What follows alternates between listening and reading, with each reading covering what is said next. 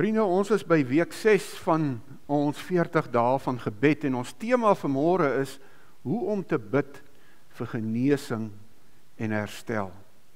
En ek dink hierdie gedeelte wat ons vanmôre gaan deel, gaan 'n paar beginsels gee wat ons help van, partykeer voel 'n ou mos jy's in 'n situasie of in 'n omstandighede wat dit voel vir jou hoe jy ook al bid, dit is asof niks verander nie. Dis asof die dinge nie reg kom nie. Maar ek glo hier's 'n paar sleutels vir deurbrake. Hier's goed wat kan verhinder dat die verandering kom, maar dan aan die ander kant is daar sleutels wat kan help dat die deurbraak kom. En ons wil graag vanmôre daaroor praat. Die gedeelte wat ons lees is hier in 2 Kronieke 7 wat 'n ontsaglik belangrike gedeelte is. Dis 'n belofte wat God 3000 jaar terug aan Salomo gemaak het, toe hy koning geword het oor Israel, en toe die tempel ingewy is. En toe het God met hulle gepraat en hierdie belofte gegee. Hy het gesê, as my volk, oor wie my naam uitgeroep is. Hy sê in die gedeelte vooraf, as dit sleg gaan met hulle, en allerhande ellende tref hulle, en hulle was dalk ongehoorsaam en het van my af weggeloop, en wat ook al. Hy sê dan, as my volk, oor wie my naam uitgeroep is, hulle verootmoedig, en bid, en my aangesig soek, en hulle bekeer van hulle verkeerde weë, dan sal ek uit die hemel hoor, en hulle sonde vergewe, en hulle land genees. As ons net so bietjie verder na hierdie versie kyk, sien julle, hy begin met die woordjie as. Dis 'n voorwaarde. Dis 'n voorwaarde. En baie keer as ons so bid oor goed wat ons wil hê die Here moet verander, dan gebeur daar niks omdat ons nie aan die voorwaardes voldoen nie, omdat ons nie eintlik doen wat God sê nie. En daarom is hierdie 'n baie belangrike klein woordjie, as. En dan sê hy, hierdie belofte is nie vir almal nie. Vir wie is dit? Dis vir my volk. Dis vir die oor wie my naam uitgeroep is. En as ons net bietjie meer daaroor kan sê, dis 'n belofte vir God se volk. Terwyl Jesus nog besig was, lees ons in Matteus 12, om met die mense te praat, het sy moeder en sy broers buite gestaan, en hulle wou met hom praat. Iemand sê toe vir hom, u moeder en u broer staan daar buite en wil met u praat. Maar hy sê vir die man wat dit vir hom gesê het, wie is my moeder en wie is my broers? En dan antwoord Jesus dit, toe wys hy met sy hand na sy disippels en sê, daar is my moeder en my broers. Elkeen wat die wil doen van my Vader wat in die hemel is, die is my broer en my suster en my moeder. En op 'n ander plek in 1 Johannes praat dit oor, wat is die wil van God vir ons? Die wil van God vir ons is in die eerste plek, dat ons in sy seun sal glo, en hom sal ontvang, as ons Here en ons Verlosser. En as ons dit gedoen het, dan is ons sy volk. Dan is ons sy familie. Dan is hierdie belofte vir ons. Die tweede dingetjie is, dis 'n belofte vir die oor wie sy naam uitgeroep is.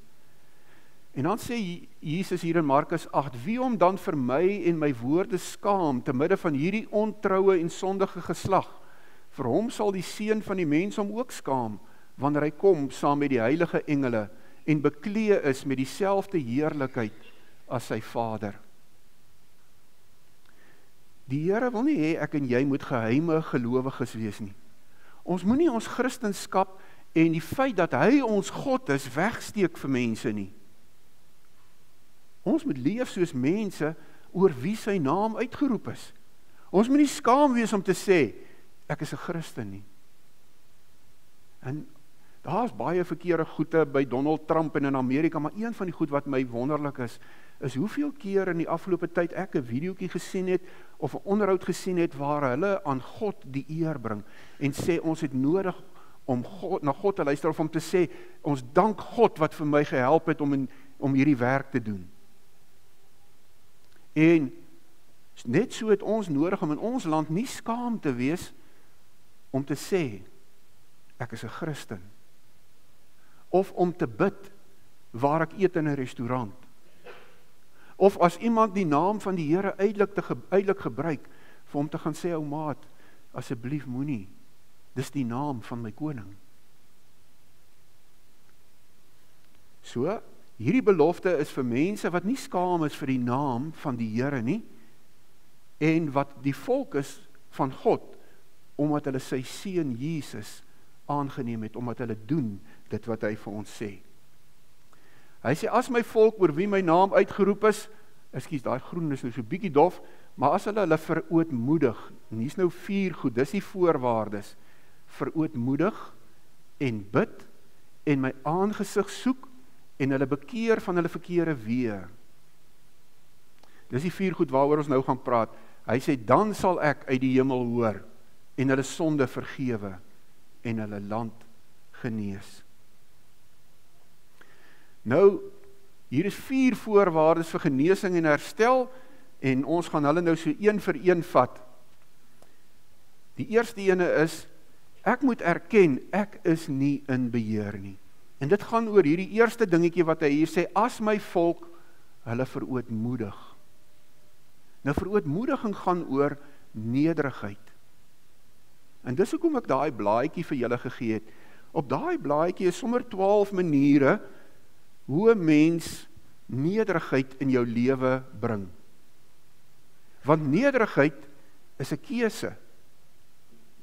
Nederigheid is 'n besluit om te sê, ek gaan myself nie aanstel oor ander mense nie, ek gaan nie dink ek kan alles self doen nie, ek gaan my swakheid erken. Ek gaan voor mense nederig wees en my bemoei met mense wat nie altyd die vooraanstaandes, die aansienlikes, die rykes, die vermoëndes is, die ouens wat, as ek vir hulle iets goeds doen, dit vir my kan terugdoen nie. Nee, ek gaan my bemoei met die wat niks terug kan gee nie. En dis so 'n belangrike ding vir God. God, hy het 'n besondere hart vir mense wat nederig is.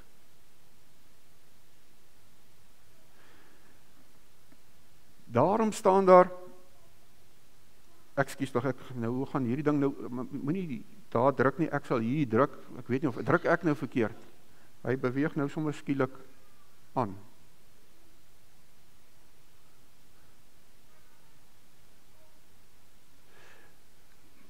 Nee, ekskuus, Driekie, druk jy daar by jou? Hy hardloop nou net rond. Ekskuus, net hou hom net so, daar is hy. Die eerste ding is, as ek nederig is, sal God my lei. En hier in Psalm 25 vers 9 staan, mag hy die nederiges op die regte weg lei, en vir die wat beskeie is, sy pad leer. Want as jy nederig is, dan beteken dit, ek dink nie ek weet alles die beste nie, nee, ek luister wat sê God en ek doen dit. En dan lei God my op die regte pad. En dan leer hy vir my, wat is sy weg. So dis een van die groot voorwaardes, is dat ek nederig sal wees, dan lei God my. As ek nederig is, sal God my seën. In Jesaja 66 sê God, ek hou daarvan om mense te sien wat nederig is. Mense wat beskeie is voor my, en wat nie dink hulle weet beter as ek nie. Ek hou daarvan om sulke mense te sien, en God seën sulke mense. As ek nederig is, sal God my krag gee om te verander. Hierdie baie bekende versie wat sê, God weerstaan hoogmoediges, maar aan nederiges gee hy genade. Genade beteken onverdiende guns. So as ek goed in my lewe het wat verkeerd is, ek sukkel met my meer, of daar is dinge in my lewe wat net nie regkom nie, en hoe ek ook al probeer, ek kry dit nie verander nie. As ek na God toe kom en dit net voor hom oopmaak in nederigheid, voor hom erken, dan gee hy vir my genade, dan help hy my. In die vierde plek, as ek nederig is, sal God my stres verlig. Neem my juk op julle en leer van my, want ek is sagmoedig en nederig van hart, en julle sal rus kry vir julle gemoed.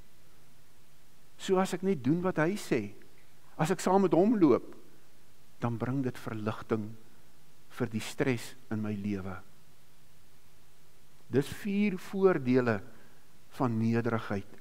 En dit sluit aan by die eerste puntjie wat ons gepraat het, van dat ons nie dink ons kan alles self nie, maar weet, ek is in alles afhanklik van God.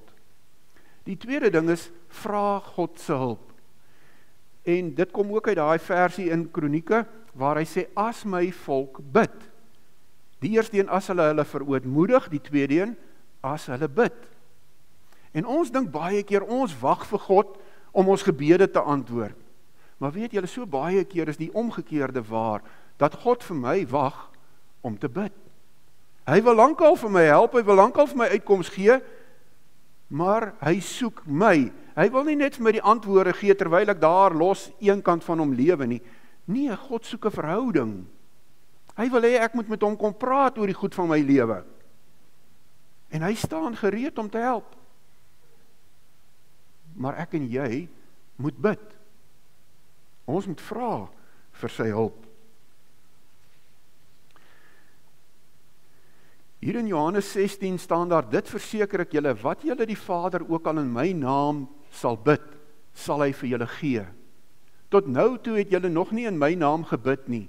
Bid, en julle sal ontvang, sodat julle blydskap volkome kan wees. En hier's 2 puntjies uit hierdie vers, wat ek wil uithaal. Die eerste ene is, onthou, Jesus wil hê, ek moet vra. Hy het gesê, bid, en vir julle sal gegee word. So Jesus wil hê, ek en jy moet bid. En een van die wonderlike gevolge van gebed, is dit laat my en jou geloof groei. Wanneer ek en jy as ouer, ons kindertjies se versoeke hoor, en hulle praat met ons, hulle vra vir ons goed, en ons help hulle daarmee, dan leer ons hulle kan ons vertrou. En net so is dit met gebed, wanneer ek vir die Here iets vra, en ek sien hoe hy dit antwoord, dan bring dit geloof. En daarom is gebed een van die kanale waardeur God geloof in ons harte laat groei. En daarom wil Jesus hê, ek en jy moet bid. Die tweede ding wat hy in daai gedeelte sê is, vra in my naam. Dis soos wanneer ek 'n goeie vriend het, en iemand kom na my toe, en hy vra vir hulp oor 'n sekere ding, en ek stuur hom na daai ou toe, en sê vir daai vriend van my, ek het jou na hom toe gestuur. En hy kom by die man, en hy sê, oom Pieter het gesê, ek moet na oom toe kom, ek het hierdie hulp nodig. Dan gaan hy daai oukie help, omdat ek gevra het. En nou kom Jesus, en hy sê, my kinders, ek gee vir julle dieselfde voorreg. Julle kan na die Vader toe gaan, en as julle by die Vader kom, sê vir die Vader, ek het julle gestuur. En die Vader sal julle help, omdat julle in my naam vra. Dis net so goed asof Jesus vra. Wat 'n voorreg wat Jesus vir ons gee. As daar iemand onder julle is wat swaar kry, moet hy bid. Hier gaan nou weer 2 beginsels uitkom. As daar iemand is wat opgeruimd is, moet hy lofliedere sing. As daar iemand van julle is wat siek is, moet hy die ouderlinge van die gemeente laat kom, en hulle moet vir hom bid, en hom met olie salf, onder aanroeping van die naam van die Here. En die beginsels wat ons hier wil uithaal is, ek gaan nog aan, hy sê, en as julle gelowig bid, sal dit vir die sieke genesing bring. Die Here sal hom gesond maak. As hy gesondig het, sal dit hom vergewe word. Die eerste ding wat hieruit kom is, vra ander mense om saam met jou te bid. Ons ken mos daai gedeeltetjie wat sê, verder verseker ek julle, as 2 van julle op aarde oor enige saak saamstem en daaroor bid, sal my Vader wat in die hemel is, hulle dit laat kry. Dis asof die Here sê, my kinders, as een van julle my vra, dan sal ek luister, maar as 2 van julle of meer van julle oor dieselfde ding saamstem en dit vir my vra, dan sal ek verseker dit vir julle laat kry. En daarom is dit so 'n groot voorreg om ander ouens te vra om saam met jou te bid, Ons het gisteroggend by die manne gebedsgeleentheid het ek net vinnig daaroor gepraat. Hoe bevoorreg is jy as jy iemand het na wie toe jy kan gaan met die diep behoeftes van jou hart? Dit vir daai persoon oopmaak en daai persoon bid saam met jou daaroor. Partykeer is dit oor my sonde, oor verkeerde goed in my lewe. En ek kan dit voor hierdie persoon bely en hom vra, bid saam met my daaroor. Ander kere is dit nood. Partykeer is dit goed waaroor ek bly is. Maar dis 'n groot voorreg om saam met iemand anders of saam met ander gelowiges te kan bid. En daarom sê Jakobus in hierdie gedeelte vir ons, die vorige gedeeltetjie daar wat ons gelees het, as een van julle siek is, moet hy die ouderlinge laat kom. Gaan kry ander gelowiges. Sê vir hulle wat is jou probleem. Vra hulle om saam met jou daaroor te bid. Een van die goed waarmee ons baie sukkel, is gebedsbyeenkomste. En ek glo nie, ek hoop nie, dit is omdat ons in ons eie gebedslewe ook sukkel nie. Maar liewe vriende, om saam met ander gelowiges te bid, is soos om saam met jou familie te kuier. Dis wanneer julle as kinders saam by pa en ma gaan kuier, en nou sit ons as gesin saam in ons kuier. So is dit wanneer ons as gelowiges in 'n gebedsbyeenkoms is, en ons bid saam. Ons praat nou saam met ons Vader. En ons het nie nodig om daaroor skaam te wees nie. Inteendeel, wat 'n voorreg wat die Here vir ons gee. Die volgende ding wat daar uitkom is, ons moet glo en verwag dat God ons gebed gaan antwoord. Hy sê daar, as hulle die gebed van die geloof bid, dis die ou vertaling, of die nuwe vertaling sê, as hulle gelowig bid, sal dit vir die sieke genesing bring. So wanneer ons bid, dan help dit nie ons bid soos die oom en die tannie wat hulle van vertel, wat daar aan die Alpe gebly het, en hulle het 'n huisie so gehad teen die oostelike kant van die berg, en dan in die middag hier 3, dan gaan die son agter die berg in, en dan is dit yskoud in die winter, dis gesneeu en so aan, en toe lees hulle daai versie wat sê, as een van julle geloof het so groot soos 'n mosterdsaadjie, sal hy vir hierdie berg sê, gooi jouself in die see, en hy sal dit doen, en die man sê vir sy vrou, dis ons versie. En daai aand bid hulle, en hulle sê, Here, laat hierdie berg hom tog self in die see gooi. En die volgende môre, vroeg is die oom wakker, en hy krap die ryp so van die venster af, en hy kyk so uit, hy sê, nes ek gedink het, hier staan hy nog steeds. Kan julle sien, dis ongeloof, nê? So, ons moet nie so bid nie, ons moet bid soos iemand wat glo dat God ons gebed hoor en verhoor. En in die laaste plek, hou aan bid, tot God jou sê om op te hou. Partykeer raak ons moedeloos om te bid. Ek weet, my ma het vir my broer gebid, seker 47 jaar. En toe vind hy die Here. 47 jaar. Moenie moedeloos word nie. Hou aan bid, tot God vir jou sê, hou nou op. Dan weet jy, God sê nee. Kyk in hierdie gedeelte in Efesiërs wat hy sê, doen dit alles biddend, smeek God by elke geleentheid deur die Gees, wees waaksaam en bid gedurig vir al die gelowiges. Nou die Engelse vertaling sê dit mooi duidelik, kyk hierdie oortreffende trap, hy sê, pray in the Spirit at all times, with all kinds of prayers, asking for all your needs. To do this, you must always be ready and never give up. Always pray for all God's people. Nooit opgee nie. Altyd bid. Ons het nou gesê, die eerste groot ding is dat God in beheer is, en ons moet nie dink ons kan self nie. Dis daai nederigheid. Die tweede ding is, ons moet vra. En nou die derde ding, soek God, nie 'n wonderwerk nie.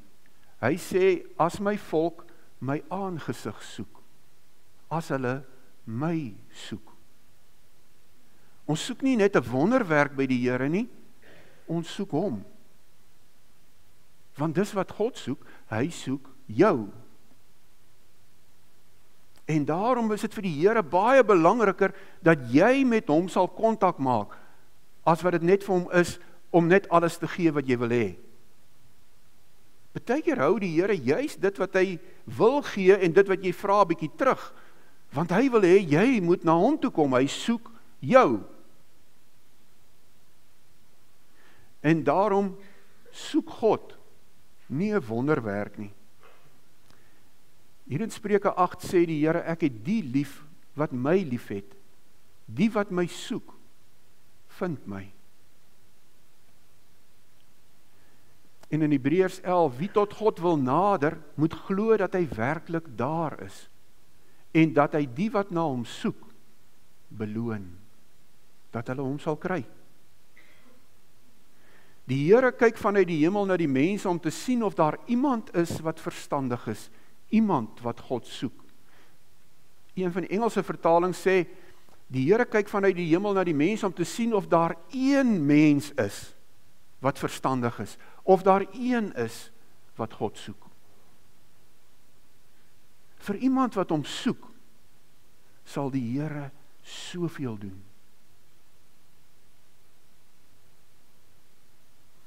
As julle met hart en siel na hom soek, sal julle hom vind. Wanneer hierdie swaar dinge in die toekoms oor julle kom, sal julle uiteindelik weer na die Here, julle God toe terugkom en na hom luister, want die Here, julle God, is genadig. Hy sal julle nie prysgee of verdelg nie. Vir die Here is dit so belangrik dat ek en jy hom sal soek, dat ons hom sal begeer. Dis net soos wanneer 'n ouer beleef, my kinders kom nooit by my nie, net wanneer hulle goed nodig het. Dit is vir jou sleg. En vir die Here is dit ook sleg. Hy wil vir ons gee en hy wil vir ons voorsien, maar hy wil eerste ons liefde hê. Nee, beywer julle allereers vir die koninkryk van God en vir die wil van God, dan sal hy julle ook al hierdie dinge gee. Dit gaan oor alles wat ons vir die Here wil vra, oor dit wat ons wil eet en drink en die werk en die kinders en alles wat ons vir die Here vra. Hy sê, soek jy eers die Here. En dan sal hy vir jou al hierdie goed gee. Maar nou spandeer ons al ons tyd aan al hierdie goed, en ons mis die Here. Vir iemand wat die Here eerste stel, gaan hy oorboord met sy goedheid. Vir hom gee die Here soveel guns. Die laaste enetjie is, verskuif my aandag van die wêreld na die woord. Hy sê, as my volk hulle bekeer van hulle verkeerde weë, en ek wil nou net hierdie twee goed bietjie uitlig. Die eerste is bekeer, en ek glo julle weet al wat beteken die woord bekeer. Dit beteken om jou gedagtes, jou denke te verander. Ek het tot nou toe so gedink, nou dink ek so. Maar bekeer gaan nie net daaroor dat ek wegdraai van iets nie, dit gaan dat ek, terwyl ek wegdraai van een ding, na iets anders toe draai. En in hierdie opsig waar ons nou gebruik, gaan dit daaroor dat ek wegdraai van my verkeerde weë na God. So God is die fokus van dit waarna toe ek draai. En dan die verkeerde weë, daar staan eintlik in Engels wicked ways. Bose paaie wat ons loop. En ons moet daarvan wegdraai. Nou, vir die wêreld is boosheid goed wat slegte mense doen, soos moord, roof, steel en verkrag. Ons dink, dis bose goed. Vir God is dit om hom te vergeet. Enige pad wat ek loop, waarop ek God vergeet, is 'n wicked way.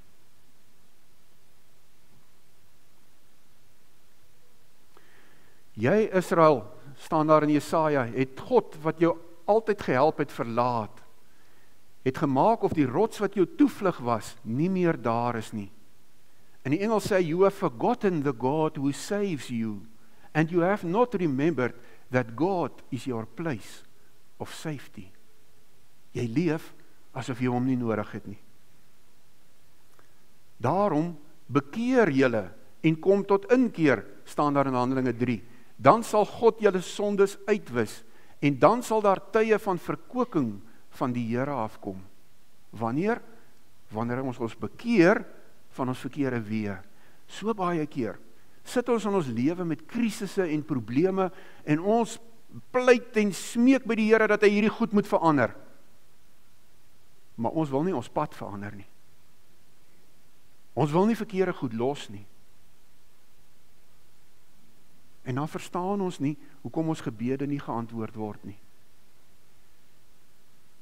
Maar God het gesê, as julle bekeer van julle verkeerde weë, sal ek genesing bring.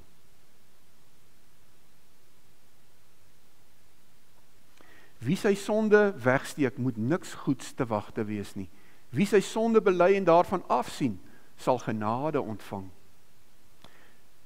Ons het al baie keer gesien in die politiek, hoe ouens iets doen en regtig droog maak.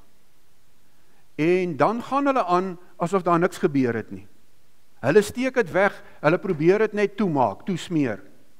Maar almal van ons weet, hulle droog gemaak. En so maak ons baie keer met die Here. Hy weet ek het droog gemaak, maar ek probeer het vir hom wegsteek. En dit gaan nie werk nie. Bely julle sondes eerlik teenoor mekaar en bid vir mekaar, sodat julle gesond kan word. Ons het mekaar nodig om mekaar te help om op die regte pad te loop, om van hierdie verkeerde pad af te draai. En as jy sukkel met iets in jou lewe, met 'n sonde of 'n probleem wat hardnekkig vasklou en dit voel vir jou, jy kry hierdie ding nie gewen nie, hier is God se raad. Gaan na een van jou boeties of sissies toe, 'n medegelowige wat jy vertrou. Gaan praat dit openlik met daai persoon. En kyk hoe God genesing bring.